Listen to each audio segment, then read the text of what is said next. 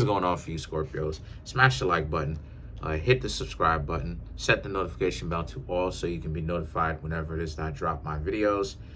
There's a link in the comment section below called a Linktree link. Click on it, all right? It will redirect you to a website where there's all the ways to be able to get a tarot card reading from me, birth chart readings, books that I have that are on Amazon. I teach you how to read the tarot for yourself. So yeah, go ahead, contact me. Okay, so for you Scorpios, you have the Sun, the Star, and the Three of Swords, right? So these three cards right here.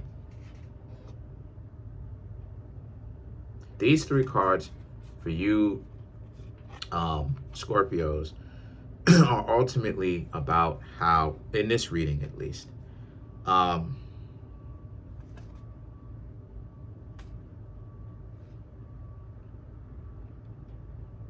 that's interesting.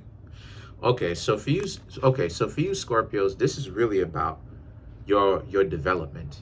Honestly, this is about you Scorpios being okay with, like I said before, trying to find other people, reaching out, trying to see what's going on. Because I'm seeing how it is a lot of you Scorpios are like, look, you having difficulties when it comes to love and people not understanding who you are and what you are about. This is more so about you being able to accept it. Because like it is I said before, love and pain are in the same vein. Love and pain are in the same vein. Just because you love somebody or you have love for somebody or you want to get to know somebody does not mean that it's always going to be easy sometimes, right? You may love somebody, but the person may be dysfunctional. So you may have to let them go. And the thing about it is that the Ten of Swords is about, a lot of you Sagittarius been down this route more than enough times for you. I said Sagittarius, sorry. You Scorpios have been down this route, excuse me, more than enough times for you to know how this actually works. It's gonna be discomforting at first because nobody wants to be rejected. Nobody wants to have games being played on them. But then you Scorpios will get up, you'll get over it, right? And you'll learn from your mistakes. The Three of Swords and the Eight of Wands, however, represents, but if you stay down for the rest of your life, you'll never be able to get back up. But that's not what it is that you Scorpios are about. You definitely out here looking again. You Scorpios y'all are the ones that first started to push the line on that. That a lot of you Scorpios are going to be one of the first or one of the few zodiac signs still looking. And I'm going to tell you what that's going to do. That's going to inspire a lot of the other zodiac signs to start. That's going to inspire a lot of the other zodiac signs to start trying to see what's going on with you, right? Because the Three of Swords and the Eight of Wands now is about how, again, love and pain are in the same vein, though. But you understand this. The Eight of Wands just represents, it's okay. You'll hurt, learn from your lesson, move on, and you'll continue to see who's out there. So I'm glad that you Scorpios have this outlook. I really am. I don't think it's stupid. I don't think it's stupid, if you ask me. This is more so about how you Scorpios have resolve, and y'all are making a real decision. Like, you can get to know people. You can deal with discomfort and keep going, right? And that's a very admirable trait. The Queen of Pentacles and the Six of Pentacles is just that the person that you're gonna take seriously is a person that has to understand that, a true connection, true love is not a one-way street. You got a lot of people out here talking about, love don't pay the bills, when in actuality it does. Because why would you be up in the house or be in an apartment or residence, wherever it is that you live in, with somebody paying half the rent and the bills and everything like that, if you didn't love them, if you didn't have some sort of appreciation for them, consistently, and you're not bailing? Why, especially when you can, why exactly would you pay the bills and do all of this stuff and take this burden upon yourself? of living in the residence with someone else and do what it is that you got to do. Like, why would you do that if you didn't love the person, if you didn't have love for them? And a lot of times people make dating too transactional, you know, and that's their problem. That's why a lot of the dating, I'm glad that a lot of you Scorpios think this way, because this goes to show that everything that I was saying is correct. Not even for my sake of being right, but everything that I was saying is right in the sense that, you know, love is not a transaction. You give something to someone because of the fact that you love them. Okay?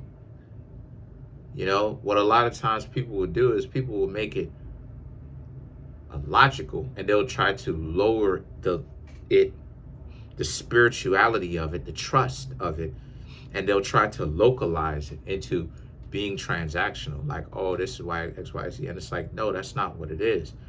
So the thing is that the Queen of Cups now represents a person also has to have their mind and their heart open. You know, they have to have their hand and their mind and their heart open. Because having your hand, right, having your mind and your heart open, it means that people can take some stuff out of it, but people can also put some stuff in it. So a lot of the times people be so worried about the money and stuff like this, they don't seem to understand that ultimately, you know, the system works for you. You don't necessarily work for the system per se, depending on who you are. But you have to figure a way out to make the system work for you instead of you having to work for the system in the first place. But the point that I'm trying to make here with that is you control more than what it is that you think you do, Scorpio. And you choosing to actually continue to move forward, get to know people, is a testament of how valuable you Scorpios actually are to the zodiac wheel, you know. And I've said this a million times before. All 12 of the zodiac signs have their own particular significance. There is a reason why each of those zodiac signs exists, especially in the way that they do, even if you don't particularly like it. But see, this is what I mean when I say gotta learn to take the emotion out of it. I'm looking at it from a scientific point of view as opposed to an emotional point. I've had a lot of terrible things happen when it comes to the Scorpio. A Scorpio has betrayed me a couple of times. A Scorpio has completely made me into a villain or a problem a couple of times. Frustrated me a couple of times. But then at the same time, I can't be going around getting very disrespectful or upset too much with the Scorpio, because one of my uncles is a Scorpio, right? My mom's brothers, is a Scorpio, right? One of my uncles is a Scorpio. I'm talking about not my mom. My mom's not a Scorpio. She's a Pisces. But one of my uncles is a Scorpio. I've been with Scorpio love interest before. So, you know, some of my good friends that I used to hang out with when I was in middle school all the way through college have been Scorpios. I don't talk to them anymore because of their nonsense, but you dig what I'm saying? So I can't be so upset with y'all. And like I said before, personally, I think that what it is, the mentality that you Scorpios have is amazing. I do, because this goes to show that regardless of how much I talk about Ghost Nation this and Ghost Nation that, y'all still are willing to put y'all selves out there the way that y'all are.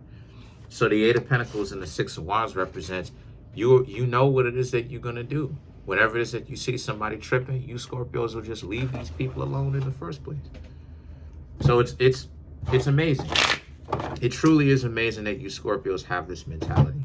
Let's clarify the Eight of Pentacles.